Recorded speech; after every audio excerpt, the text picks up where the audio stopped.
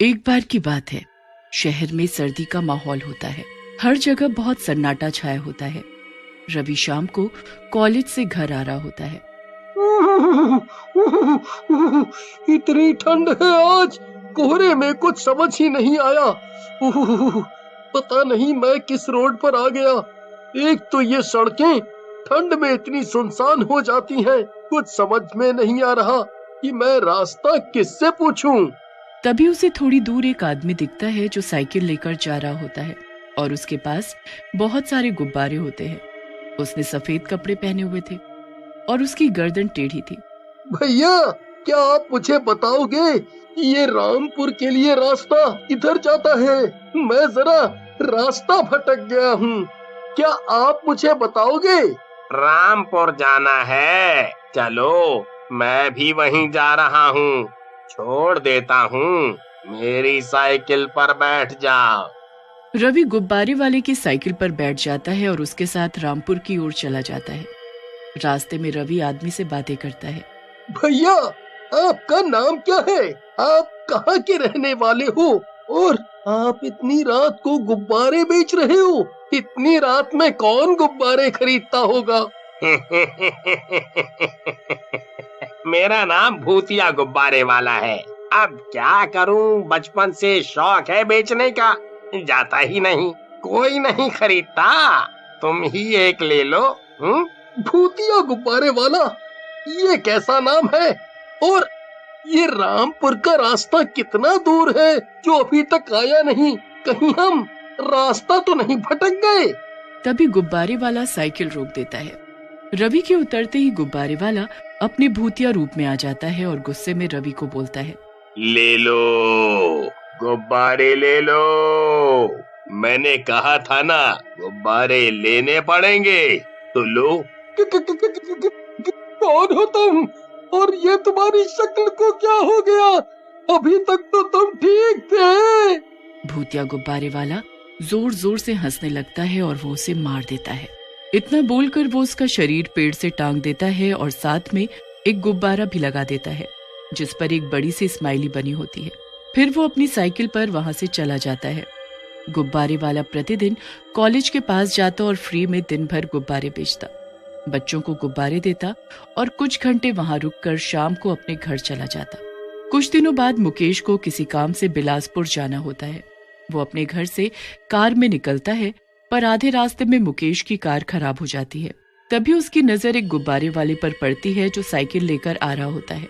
गुब्बारे वाला साइकिल रोकता है। भैया, ये बिलासपुर कितनी दूरी पर है यहाँ से? मुझे बहुत लेट हो रहा है, क्या आपको पता है? गुब्बारे वाला कुछ नहीं बोलता, बस अजीब नजरों से मुकेश को देखता रहता है। सुनाई नहीं दे रहा क्या? मैं कुछ पूछ रहा हूँ। भैया, गुब्बारा लोगे? सुबह से एक भी ना बिका, आप ही ले लो। चुप करो, तुमसे जितना पूछा उतना बताओ, फालतू बकवास मत करो। वो एकदम से भूतिया रूप में आ जाता है।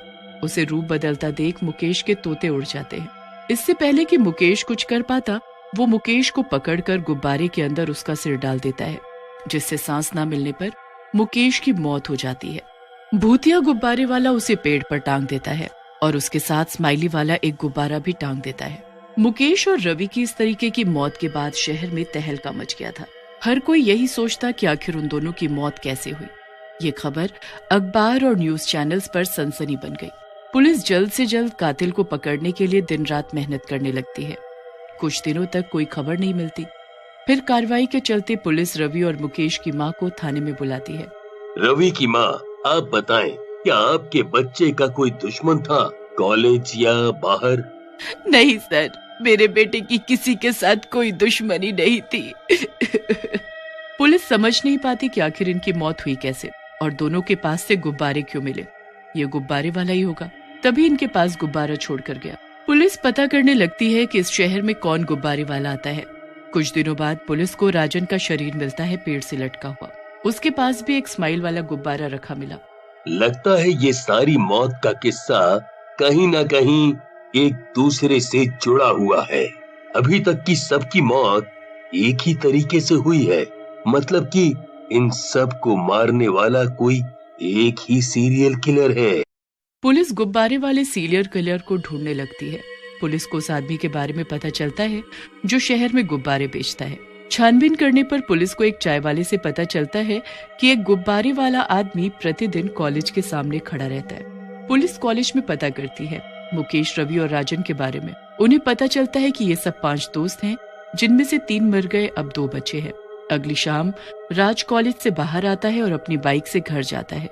थोड़ी दूर पहुंचने के बाद ही अंधेरा छाने लगता है। सुहाना सफर और है मौसम हंसी, सुहाना सफर और है मौसम हंसी। वो बाइक बहुत स्पीड में चला रहा था कि अचानक उसके सामने एक बूढ़ा आदमी आ जाता है। राज समय से ब्रेक नहीं मार पाता और वो उस बूढ़े आदमी को टक्कर मार देता है। अरे ये मैंने क्या कर दिया, जरा देखूं तो। राज पीछे मुड़कर आता है तो वो देखता है कि वो बूढ़ा आदमी कहाँ है जिसे मैंने टक्कर मारी। वहाँ किसी की लाश को ना पाकर राज डर जाता है और जल्दी से अपनी बाइक घुमाकर निकल जाता है। वहाँ दूसरी साइड पुलिस को पता चलता है कि गुब्बारे वाला फिर कॉलेज आया था।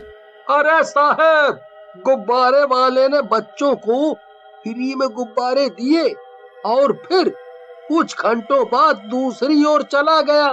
पुलिस बताए गए रास्ते पर जाती है। इधर राज हड़बड़ाया हुआ जल्दी जल्दी बाइक चलाने लगता है। थोड़ी दूरी पर उसे एक आदमी दिखता है जिसके पास बहुत सारे गुब्बारे होते हैं। राज के बहुत हॉर्न देने के बाद भी वो सामने से नहीं हटता। राज अपनी बाइक उसके सामने एकदम से रोकता है और कहता है, क्या भाई, मरने का शौक है क्या? इतनी रात को गुब्बारे बेच रहे हो, वो भी बीच सड़क पर? जाओ, सही सलामत घर जाओ। क्या तुम मुझे घर छोड़ दोगे? मेरा घर इसी रास्ते में है।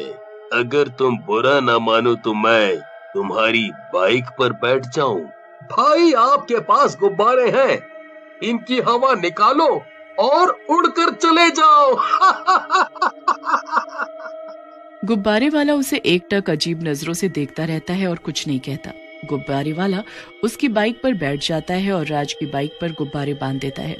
गुब्बारे बांधते ही राज की बाइक हवा में उड़ने लगती है। गुब्बारे वाला अचानक भूतिया रूप में आता है और हवा में चलते हुए सामने आता है बाइक के और राज से कहता है, क्या हुआ? डर लग रहा है? नीचे देखो एक बार। अगर तुम यहाँ से गिर गए तो क्या होगा तुम्हारा? राज को कुछ समझ नहीं आता और वो अपनी बाइक को नीचे उतारने की कोशिश करता है पर कुछ नहीं होता। तुम नीचे जा सकते हो अगर तुम ये सारे गुब्बारे फोड़ दो, फिर तुम नीचे चले जाओगे। फोड़ो फोड़ो। राज जल्दी से सारे गुब्बारे फोड़ने लगता है पर गुब्बारे खत्म ही नहीं होते। राज का शरीर थकने लगता है। तुम मुझे क्यों परेशान कर रहे हो? मैंने तुम्हारा क्या बिगाड़ा है? हाँ, तुम सही बोलते हो। मैं तुम्हें क्यों परेशान कर रहा हूँ? तुमने तो मेरा कुछ नहीं बिगाड़ा। तुम एक काम करो, जो गुब्बारे तुमने मेरे फोड़े हैं उतने दोबारा फुला के दो, मैं तुमको पक्का छोड़ दूंगा। भूतिया गुब्बारे वाला राज को नीचे गिरा देता है और जोर से हंसने लगता है। कुछ देर बाद वहाँ पुलिस आ जाती है और वो राज को तड़पता हुआ देख लेते हैं। तुरंत एम्बुलेंस को फोन करो और राज को हॉस्पिटल भेजो। पुलिस बंदूक गुब्बारे वाले की तरफ तान देती है। पुलिस जैसे ही गोली चलाती है, गुब्बारे वाले के ऊपर कुछ असर नहीं होता। गोली उसके आर पार हो जाती है पर उसे कुछ नहीं होता। भूतिया गुब्बारे वाला आसमान से गायब हो जाता है और पुलिस के पीछे खड़ा हो जाता है और धीरे से कहता है, अब मारो, मारो मुझे, मारो मारो, अब मारो। तभी वहाँ सुरेश आ जाता है। गुब्बारे वाला सुरेश को दोस्त कहकर पुकारता है और उससे कहता है, उसे परेशान मत करो, उसने जो किया सही किया। उन तीनों ने इसके साथ गलत किया था और इसने उसका बदला लिया। अगर तुम मेरा साथ ना देते तो आज मैं मुक्ति नहीं ले पाता। मुक्ति? और तुझे? और वो एक अजीब सी रहस्यमयी हंसी हंसने लगता है। पुलिस वाला कुछ समझ नहीं पाता। इससे पहले कि वो भूतिया गुब्बारे वाले से कुछ पूछ पाता, वो गायब हो गया।